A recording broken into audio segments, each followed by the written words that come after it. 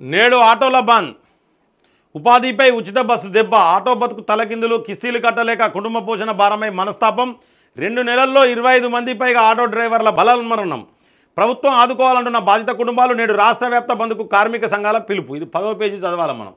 Auto వాళ్ళ బతుకు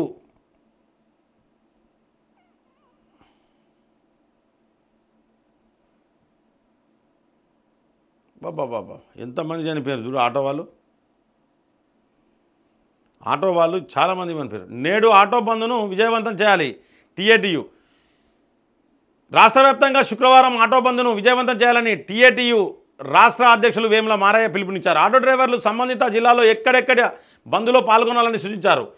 శుక్రవారం ఉదయం 10 గంటలకు హైదరాబాద్ సుందరయ్య విజ్ఞాన కేంద్రం నుంచి నారాయణగూడ చౌరస్తా వరకు భారీ ర్యాలీ నిర్వహిస్తామని తెలిపారు. ఈ ర్యాలీకి ప్రతి ఒక్క ఆటో డ్రైవర్ కదిలి రావాలని పిలుపునిచ్చారు. కాంగ్రెస్ ప్రభుత్వం ప్రవేశపెట్టిన ఉచిత బస్సు పథకంతో ఆటో డ్రైవర్లు తమ ఉపాధిని కోల్పోయి ఆత్మహత్యలు చేసుకోవాల్సిన దుస్థితి ఏర్పడిందని ఆందోళన వ్యక్తం చేశారు. ఇప్పటికైనా ఆటో డ్రైవర్ల సమస్యలు ప్రభుత్వం పరిష్కరించాలని కోరారు. చూడండి ఎంతమంది చనిపోయారో.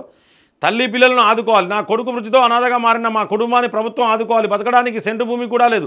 భూమి కౌలుకు తీసుకొని సాగు చేస్తే నష్టం వచ్చింది. ఇలాంటి పరిస్థితి వస్తుందని ఎన్నడూ ఊహించలే. కొడుకు మృతితో కోడలు పిల్లలు ఆగమయ్యారు. పిల్లల చదువులు సాగు ఎట్లనో అర్థం కావడం లేదు. ప్రభుత్వం ఆదుకోవాలి, మాకు ఒక దారి చూపించాలి. చూసినరా ఎంతమంది చనిపోయారు చూడండి. ఆటో ఆగింది, ప్రాణం పోయింది. భద్రాద్రి కొత్తగూడెం జిల్లా అన్నపురెడ్డిపల్లి మండలం బచ్చన్నగూడెం గ్రామానికి చెందిన తోటేటి రామలింగయ్య ఫిబ్రవరి 5న పురుగు మందు తాగి ఆత్మహత్య చేసుకున్నాడు. చూడండి ఎంతమంది, చాలామంది. 37 ఆటో నడిపిండు. కాంగ్రెస్ ప్రభుత్వం తీసుకొచ్చిన మహిళలకు ఉచిత బస్సు ప్రయాణంతో ఆటోలకు గిరాకీ తగ్గిందని, ఆటో స్టాండ్ వద్ద పొద్దుంతా ఎదురు చూసినా గిరాకీ రావట్లేదని నా భర్త రోజు చెప్పి బాధపడుతుండేవాడు.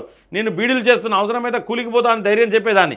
అయినా ఎప్పుడూ ఆలోచిస్తూ రంజితో ఉండేటోడు. పండుగలకు పిల్లల్ని పిలిచి వారికి ఏం పెడతామని ఊకే అంటుండే. జనవరి 14న రాత్రి 11 గంటల సమయంలో ఇబ్బంది పడుతుంటే చూసి డాక్టర్ వద్దకు పోయి వచ్చేసరికి ప్రాణాలు వదిలిండు. ఇప్పుడు ఎవరి మాకు ఆదరు, మమ్మల్ని ఎవరు ఆదుకుంటారు? చూడండి ఎంతమంది చనిపోయారంటే.